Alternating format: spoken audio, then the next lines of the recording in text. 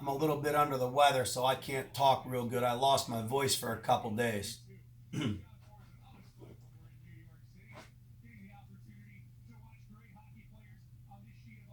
This would be ideal at the top. Let's see how the club's positioned there. The face of the club is a 2-iron. This was Michael's 2-iron that I built for him. He had another one that he liked, so I got this one back. I'm going to choke up on this a little bit. But when I swing it back, I always like the golf club right here level with my hands at halfway back or about waist high, because that's just basically a continual path. So if I start from the ball and get to there, and there's a little bit of discrepancy among instructors on what this should look like. A little toe down to the toe straight up. But if I move I'm just going to move the club on the inside for a second, but my wrist is perfectly flat. So you see, if I put my wrist on top, the club starts to open up. If my wrist is too much on the bottom, the golf club appears to be shut. So if I'm holding the golf club properly, my wrist should be pretty flat and the club face should point pretty much up to the top. And again, give or take, just a tiny bit there. If it was like somewhere in this general zip code, I'd be happy. If it was like this, I would never like that, and I would never like that, because there's too much manipulation there. So some of this is dependent on how the golf grip is as well, don't forget. But if I continue this to the top of my swing and I get up here to the top, that golf club, the shaft, in a perfect world, the shaft and the arm would all be perfectly in line. So I would never want my wrist too much. This is a little Dustin Johnson like right there, right? The golf club appears to be, I love it when these golf instructors say the golf club is shut. Really, it's not shut, it's just the way that his wrist looks. If I make my wrist look more normal, it's perfectly square. If I go this way, the golf club opens up. If I come down like that, the golf club is open, right? If I come down like that, the golf club is a little shut.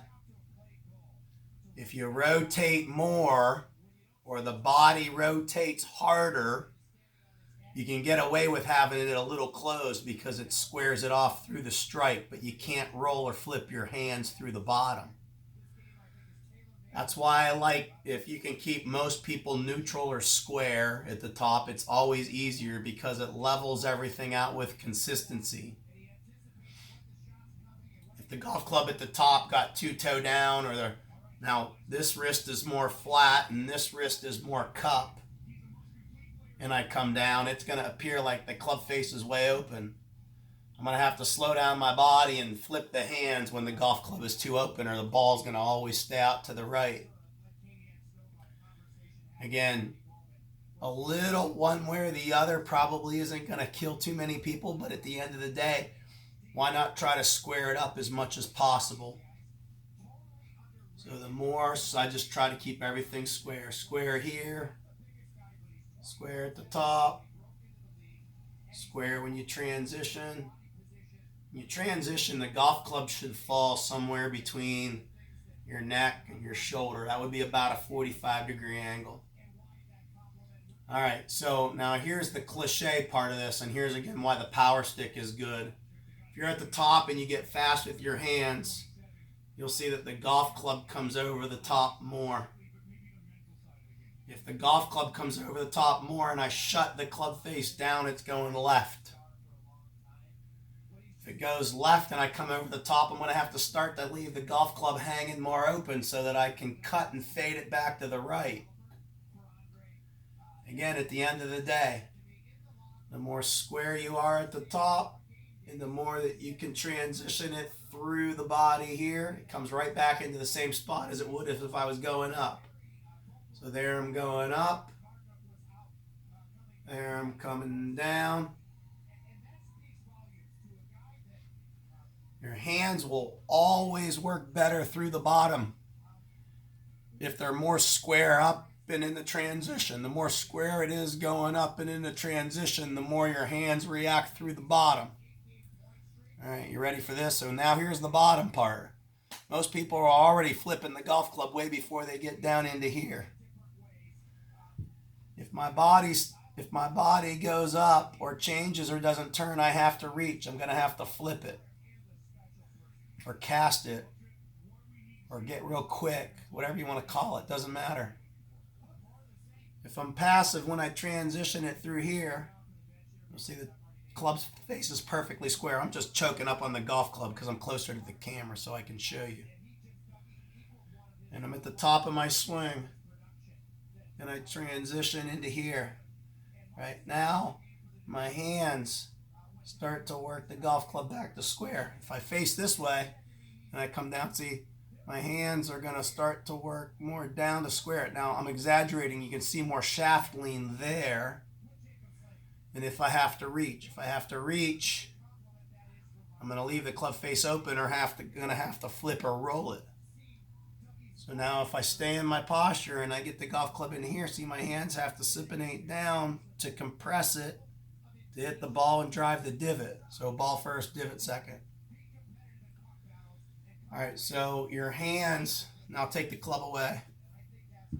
Here's what my hands when they come down, if I'm lagging the golf club the right way, right, my hands through the bottom are going to have to work like this. That's a good way to show you right there what my hands look like. When I come through, right, the hands start to work over, but through here, they're nice and level and flat. I got supination here, and I got a cock wrist over here. Boom. Another easy way to show you would be as if you had a book or something flat like this. I never want the book to touch my back hand. I always want to feel like I'm leading with the book and it's touching my forward or lead arm, right?